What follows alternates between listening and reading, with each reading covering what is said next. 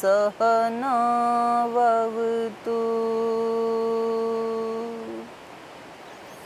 सहनौ भुनक्तु सह वीर्यं करवावहै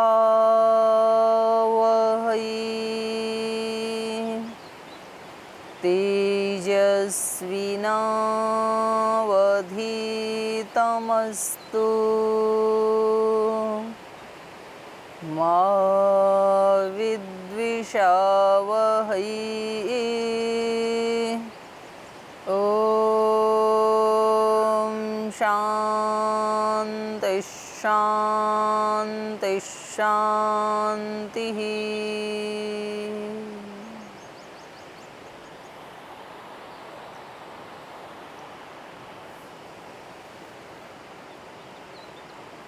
माँ अलकनंदा के तीर पर इस प्रातःकाल की पावन वेला में, जहाँ प्राची दिशा से सूर्योदय हो रहे हैं, हिमालय पर्वत पर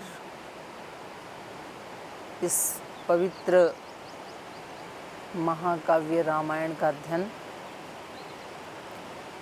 ये अपने आप में ही भगवान की बहुत बड़ी महती कृपा का ही परिणाम है।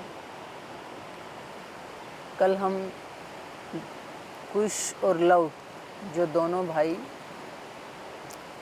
एक बहुत उनका ऊंचा चरित्र है, पावन चरित्र, पुरुषार्थी हैं, और पिछले जन्म की भी कोई ऐसी योगी महान आत्माएं हैं जिनको इस जन्म में ऐसे ऊंचे माता पिता मिले, ऐसे आत्मवेत्ता गुरु जिनको मिले, तो उनके पिछले जन्मों के भी निश्चित रूप से कोई बहुत बड़े पुण्य संस्कार रहे होंगे। तो उनको वैसे तो वेद आदि में वो निष्णात हैं, धर्मज्ञ हैं, लेकिन उनको सबसे ज़्यादा गाने में जो महाकाव्य अच्छा लगता है वो रामायण है, और वो जगह जगह जा कर के उसका पाठ करते हैं। तो वो कहीं सिद्धों की सभा में जाते हैं, ऋषियों की, साधुओं की, आत्मवेत्ताओं की, ब्रह्मवेत्ताओं की, और वो उनके स्वर से प्रसन्न हो करके उन्हें विभिन्न प्रकार की भेंटें देते हैं, उनका उत्साहवर्धन करते हैं। तो ये हम पढ़ रहे थे कल। इससे ये भी पता लगता है कि जो उपनिषदों में जब शिष्य का समावर्तन संस्कार होता है, समावर्तन मतलब पढ़ाई करने के बाद जब वो घर जाते हैं तो गुरु उनको उपदेश देते हैं, सत्यम वद धर्मम चर स्वाध्याय प्रवचनाभ्याम माँ प्रमद। ये मुख्य लाइनें हैं, और भी बहुत लंबा चौड़ा है उपदेश, पर ये मुख्य बात है उसमें। सबसे पहले वो उनको बताते हैं सत्यम वद, सच बोलना, क्योंकि अब तक आप लोग रहते थे आश्रम में, तो यहाँ तो सब अच्छे ही लोग रहते हैं आश्रम में, आपके सहपाठी हैं या आपके गुरुजन हैं, तो वो सब दिव्य आत्माएं हैं, तो वो तो झूठ बोलते नहीं हैं, तो आपको भी झूठ बोलने का चांस यहाँ तो था ही नहीं। लेकिन जिस समाज में जा रहे हैं वहाँ तो सब तरह के लोग हैं, वहाँ तो झूठ बोलने वाले भी मिलेंगे, छल कपट करने वाले भी मिलेंगे। तो उनको देख करके कहीं आप भी वैसे मत बन जाना, कहीं खरबूजे को देख करके दूसरा खरबूजा भी रंग बदलने लगे, ऐसा मत करना। आप सत्य ही बोलना, क्योंकि बहुत सारे झूठे लोगों के बीच में भी रह करके यदि कोई व्यक्ति सत्य बोलता है तो वो सब लोग मिल करके उसको सता तो सकते हैं, लेकिन उनके हृदय में भी उसके सत्य का प्रभाव ज़रूर पड़ता है। तो आप कभी भी सत्य मत छोड़ना। धर्मम चर, धर्म का आचरण करना। यहाँ पर भी लवकुश के लिए कहा है धर्मज्ञ, वो धर्मज्ञ हैं।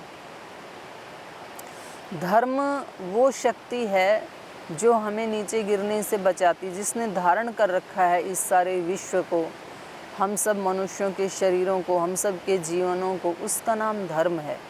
धर्म से मतलब यहाँ कोई पूजा पाठ नहीं है कि आप उसको मत छोड़ना, बल्कि अपने जो वर्ण आश्रम के जो धर्म है, अपने जो स्वकर्म हैं, स्वधर्म है, जिसको गीता स्वधर्म से और स्वकर्म से कहती है, और सांख्य दर्शन में भी ऐसे ही आया है।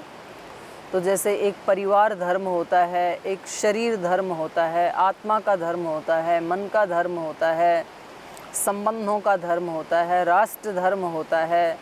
तो धर्म का मतलब है वहाँ पर कर्तव्य, राष्ट्र के प्रति क्या कर्तव्य हैं वो राष्ट्र धर्म है। ईश्वर के प्रति मेरे क्या कर्तव्य हैं वो भागवत धर्म है। अपने शरीर के प्रति मेरे क्या कर्तव्य हैं, क्या कर्म करने चाहिए, तो वो शरीर धर्म है।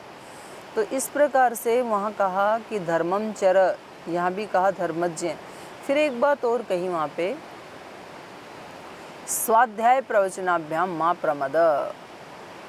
स्वाध्याय करते रहना, यहाँ तो रोजाना करते ही हो गुरुकुल में तो, पर घर जाके कहीं दूसरे कार्यों में लग जाओ और इन पुस्तकों को खोल के ही ना देखो, या ध्यान करो ही नहीं, गायत्री आदि का जाप बिल्कुल ही छोड़ दो, चिंतन मनन करना बिल्कुल छोड़ दो, कहीं आप पैसे कमाने में लग जाओ, ऐसे मत करना।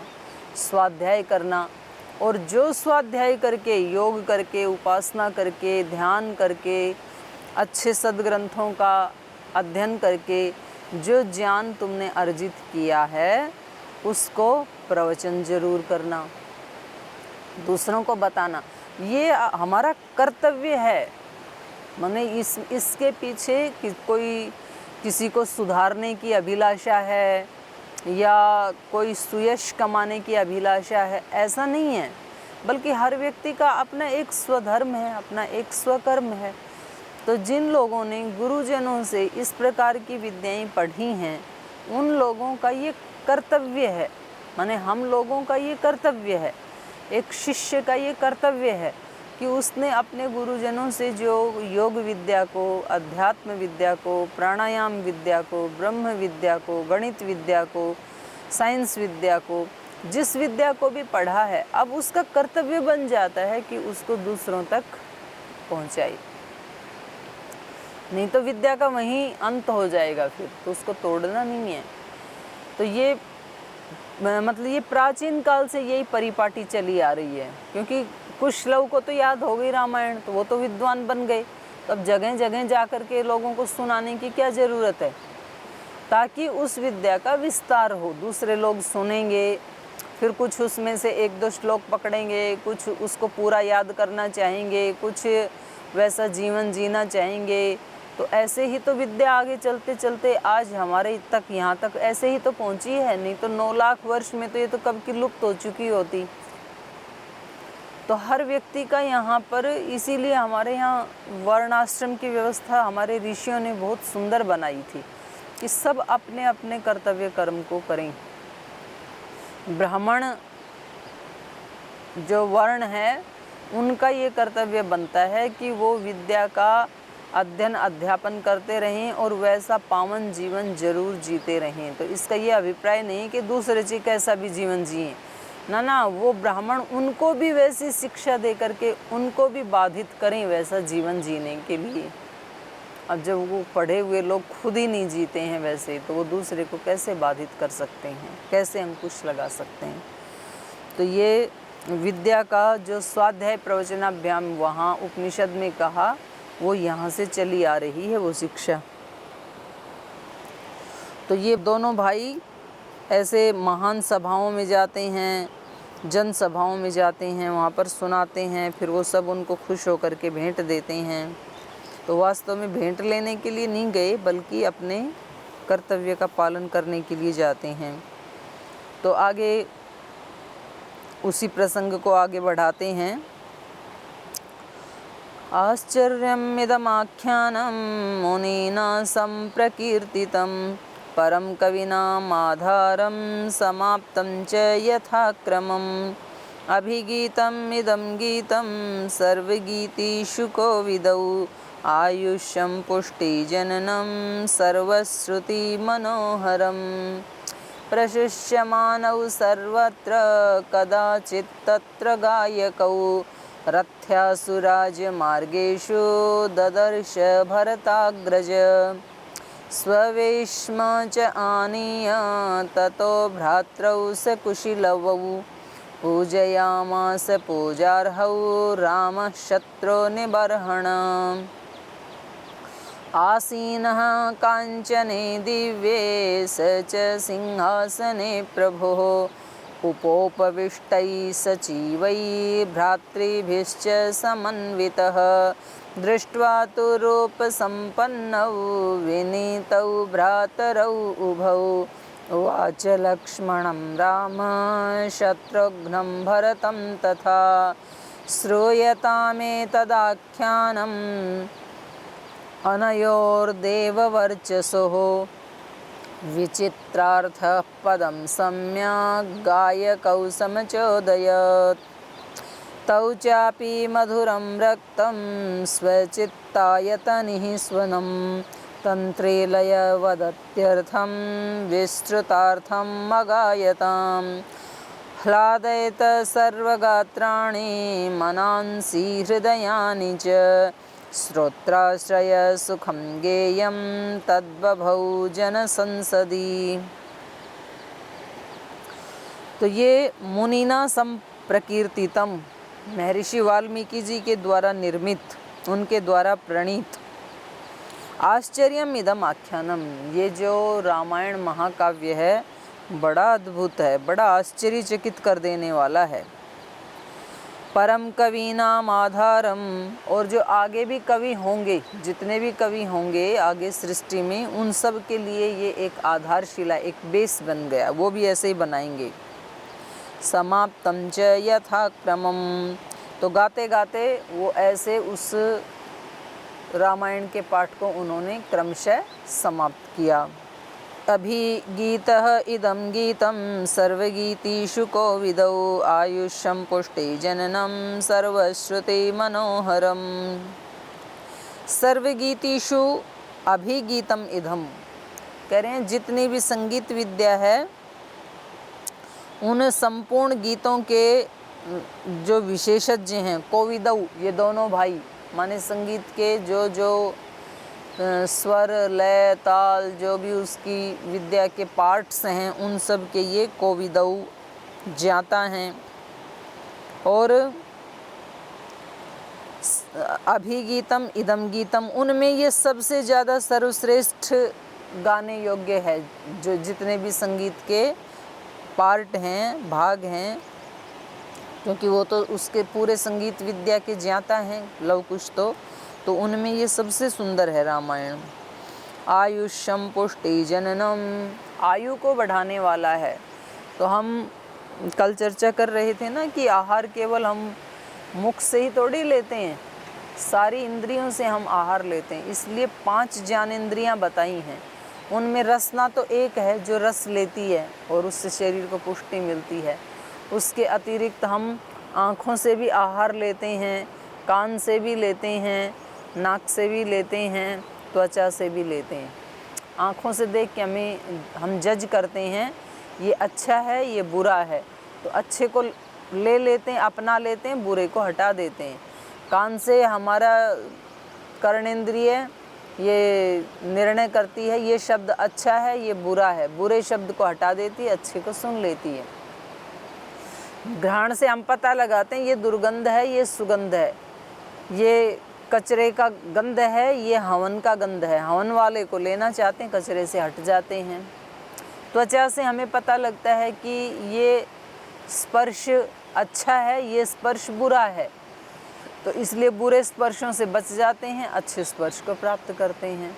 तो ये सारे के सारे जो हमारे अंदर जाते हैं ये आहार हैं, हमारे मन बुद्धि हमारे अस्तित्व के, शरीर के। तो जैसे अच्छा खाना खाने से शरीर की आयु बढ़ती है, वैसे ही अच्छा सुनने से, अच्छा देखने से, अच्छे शुद्ध वायुमंडल में शुद्ध ऑक्सीजन लेने से घ्राणेंद्रिय के द्वारा, और अच्छे स्पर्श में रहने से, जैसे अभी आकाश हमारा स्पर्श कर रहा है त्वचा का, और कभी ऐसा हो कि आकाश तत्व मिले ही नहीं, हमें इतनी छोटी सी एक उसमें गुफा में बैठने को मिले, तो फिर उसका शरीर के ऊपर बुरा प्रभाव पड़ता है। तो इसलिए पहले मकान ऊंचे ऊंचे बनाए जाते थे ताकि आकाश तत्व का ज़्यादा हमें स्पर्श मिले। तो ये सारे हमारे आहार हैं और उससे पुष्टि होती है। तो इसलिए यहाँ रामायण को क्या कहा, आयुष्यम पुष्टि जननम, क्योंकि ये इन शब्दों की शक्ति इतनी महान है कि उससे हमारी आयु भी बढ़ती है और हमारे शरीर को, हमारे मन को, हृदय को पोषण भी मिलता है। तो संगीत बहुत बड़ी विद्या है। कोई व्यक्ति बहुत परेशान है और उसको कोई ऐसा मधुर संगीत सुना दिया जाए जो किसी ऋषि ने बनाया है और गाने वाले भी ऋषि हैं, तो वो व्यक्ति तुरंत रिलैक्स हो जाएगा। वो डिप्रेशन में गया हुआ व्यक्ति आराम से सोने लगेगा, उसको नींद आ जाएगी फिर। तो इसलिए ये रामायण कैसा है, आयुष्यम पुष्टि जननम सर्वश्रुति मनोहरम। जो भी सुनता है ना उसके मन को हर लेने वाली है ये, माने उसका मन अत्यंत प्रसन्न हो जाता है जो भी इसको सुनता है। मनोहर है ये, मन को अपनी तरफ आकर्षित करने वाली। प्रशस्यमानौ सर्वत्र कदाचित् तत्र गायकौ रथ्यासुराज मार्गेषु ददर्श भरताग्रज।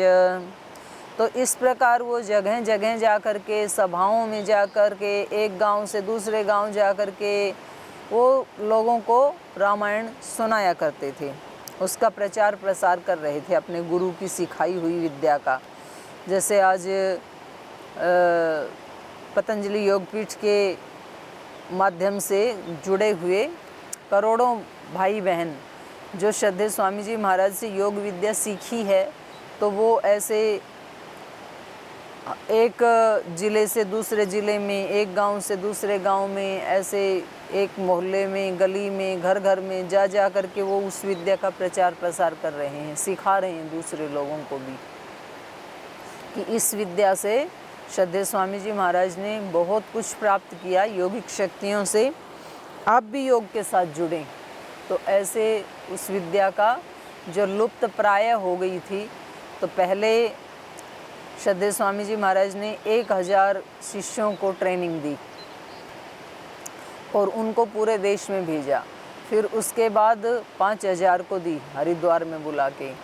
फिर उसके बाद तो कम से कम 2-3 लाख लोगों को हरिद्वार में बुला करके ट्रेनिंग दी अलग अलग कैंपों में, और उनको यही बताया कि जो आपने सीखा है यहाँ पर वो कम से कम जाके 10 लोगों को ज़रूर सिखाना। तो यहाँ से ये यात्रा शुरू हुई और उसके बाद तो 10 तक नहीं रहे।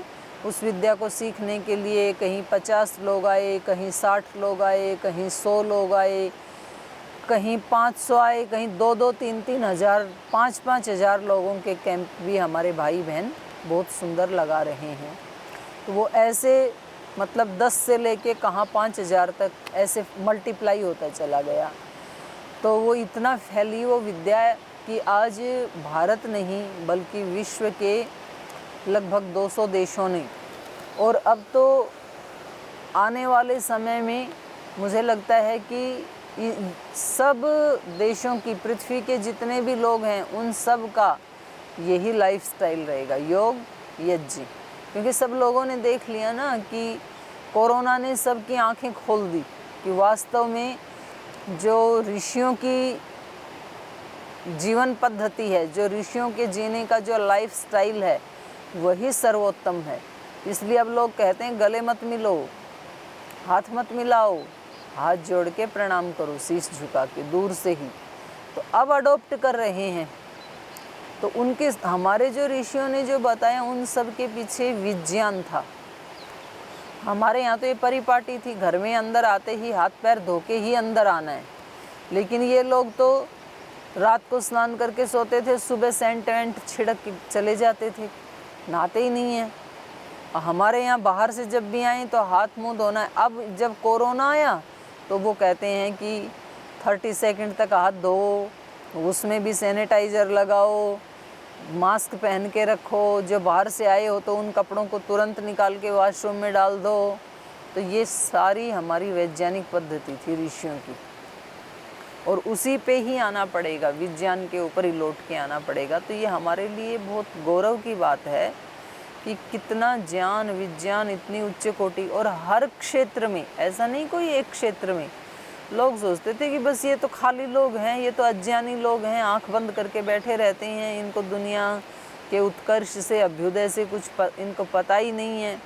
उनको सब पता था, और अभी उन्होंने जो मार्ग बताया उसी के ऊपर ज़माना आ चुका है, आ रहा है और आएगा। कुछ लोग तो समझ चुके हैं, उन्होंने अपने जीवन की दिशाएं मोड़ ली हैं, वो मुड़ चुके हैं। कुछ मुड़ रहे हैं धीरे धीरे, और कुछ को मुड़ना पड़ेगा।